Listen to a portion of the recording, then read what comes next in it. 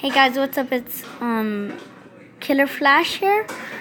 Let's go to Mr. Nightmare 3. Okay. Oh, that's true. You can do while you're watching videos too. Reacting videos. Move it, but I don't have anything for you. Skip that. Now we can do reaction video. Dude, so this is what those people were using. Except we have phones, so it's different. Colorado mountains for an art project. My wife is also an avid skier, so she talked me into adding skiing into the trip. I We wouldn't. had the option to book a room at a ski resort or rent out a private log cabin. The second one seemed more Private. romantic, so Private. I picked that one. Yeah, I Plus, knew didn't it. hurt That's that your it was choice. cheaper. The Yeah, cabin was private. nothing luxurious or anything. It was a single floor, 4-room little thing. A 2-person bedroom, a small living room, a kitchen, and a bathroom. It may have been small, but the actual idea of being secluded in a warm log cabin during a blizzard was amazing. However, the God, storm was dude. interfering with the I wouldn't cable be in a signal, blizzard. so we didn't have much to do this one particular evening. It was just starting to get dark out at this point, but there was still a decent amount of light outside, so I thought it would be perfect for getting a few shots and videos in the blizzard for backgrounds and wallpapers. Yeah, you I can told my tell. wife I'd He be said, back within I 10 think minutes he- and slipped on my he boots says and no. coat. The moment I stepped outside and shut the door, I Oh, noticed footprints. footsteps leading up to the door in the snow that had blown under the wooden awning. I want cinnamon toast crunch Prince and the doubled marshmallow as one. whoever left them there turned and went the opposite direction. Okay. I was That freaked the and fuck cinnamon out, toast but I crunch. wasn't about to go inside and scare my wife. I decided to give in to my curiosity and followed the prints to the right side of the cabin. Right away, I noticed that they led to the bedroom window. My heart froze in fear when I saw this. I could see my wife sitting on the bed using her iPad. Wait. She noticed me, and I waved. Move, She Hitler, left. move.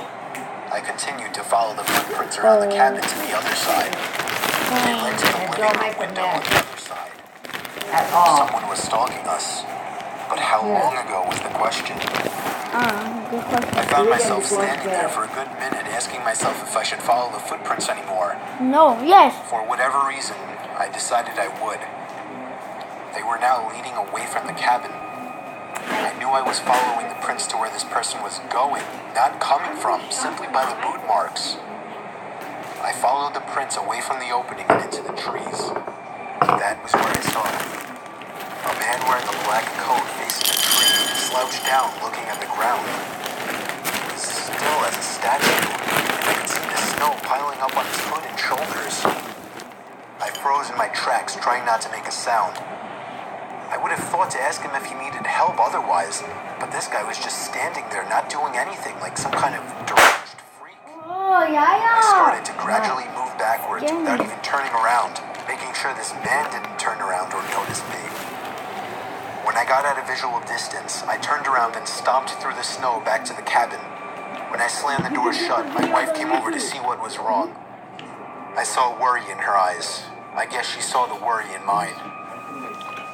She knew I saw something, and after a few minutes of harassment, I finally told her what I saw. She immediately started packing her things, telling me we're leaving right away. I told her no, we're not going anywhere. I would not get a refund for leaving early, and I wasn't about to up and leave just because some weird guy was walking around outside. Here, Matt. She made a point of locking both locks on the door and making sure all the windows were sealed shut. For the rest of the night, we read stuff on our iPads. I reviewed the pictures and videos I had taken so far. We turned out the lights early as there wasn't much else to do. What if he's still out there? I remember my wife asking me. There's no way he's still out there, I then assured her. Yeah, he is. He is still out there. Listening to the wind blowing outside, along with the small flakes of snow hitting the windows, was strangely relaxing, and I knew I'd be able to fall asleep quickly. Except if it wasn't for Knocking. the knock at the bedroom window. That always happens. We were both still awake, and we both knew it was a knock from a person. I ushered my wife out of bed and out into the living room without turning on any lights. There was nothing to use as a weapon whatsoever. Our only option was to run before something might happen. I told my wife we'd have to forget our luggage and make a dash for the Jeep. We slipped on our boots and coats in the dark in a matter of seconds. And when we heard a knock at the living room window from the opposite side of our car, we took that opportunity to run. I pressed the unlock button, so grateful I chose to have remote locks on my Wrangler, and we hopped in. The car started with ease, and as soon as the headlights flashed on, the man was standing facing the log cabin on our side now. Not a window, just facing the wall of the cabin in the same position I had seen him in earlier, as if he were hiding his face. We drove to the nearby ski resort without much trouble in the Jeep. We stayed there for the night and went back the next day to the log cabin to collect our things we left behind. He wasn't there. Why wasn't it there? Huh? When I was 17 years old and I was home alone, coincidentally on the night that I tried pot for the first time, I experienced the most horrifying moment of my life. It was mid-December during a late fall snowstorm. I was in my room with some movie on in the background, Mrs. Doubtfire if I recall correctly, though I wasn't paying attention to it. I was trying to figure out how to properly inhale without coughing. I think I spent about half an hour breathing in smoke from that pipe, yet I couldn't even tell if I felt any different. For maybe another 10 minutes I still continued at it, and finally, I felt a little different. It was a new feeling, hard to explain at the time. I felt as if the room around me felt more calming, and I was more attentive to my surroundings. I get it. Or maybe less attentive, I couldn't really I tell. hope that he was high. All I know is I felt different. I was excited, I wanted to keep going. Then suddenly I felt as if I heard a sound come from downstairs. I muted my TV and listened. It sounded like there was a tapping noise coming from the front door, like a light knocking. I got nervous that it was my parents or sister, as I didn't know if I'd be noticeably acting differently, or if they would be able to pick up on the smell from around the house. I headed downstairs and looked through the peephole, not to find my parents or sister, but a severely underdressed, almost homeless-looking man. To put this into perspective, we don't live in the kind of suburbs that a lot of you most likely live in. We don't exactly live in a completely desolate area either. We have neighbors, but houses are about 200 yards apart from each other, which doesn't sound like much, but it's a decent distance. So on a dark, stormy night like this where we live, with some random, dirty-looking man who I'd never seen before standing on my porch, I naturally pretended I wasn't home. I stood there and kept watching through the peephole as the guy stayed put, proceeding to knock on the door again, this time louder. I knew I wasn't going to answer, so I walked back upstairs to my room and shut the door.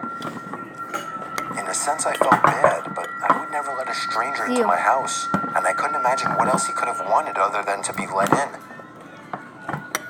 Milk. Time passed as I continued hitting the pipe, getting more adjusted to it, and starting to really feel its effects. I felt like my mind was wandering, forgetting I was laying in my bed, or even in my bedroom for that matter, when there was a loud thud at my window. I jumped up quicker than a mousetrap when I heard it. It sounded like a rock had hit my window. I shut off the TV now, the only source of light in the bedroom. Now it was pitch black. It took me a while to connect this with the man who was at the stoop. He was up there. I was in here. There's nothing he can do to me, I somehow assured myself. However, being high only made me more paranoid and afraid of every little noise.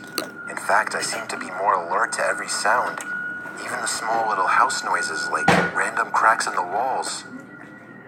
Nothing happened after a few minutes. That bottle right there. Tired me out. That, and apparently I just learned that pot puts you to sleep more effectively than sleeping pills.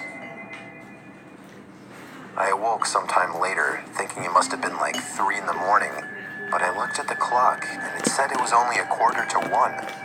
I had only been asleep for like 20 minutes. I sat up thinking I heard something from down in the den. I rubbed my eyes, and then remembered the man. My heart started racing again. I was about to get up when I realized something. Across the room, there was something beyond my half-open door.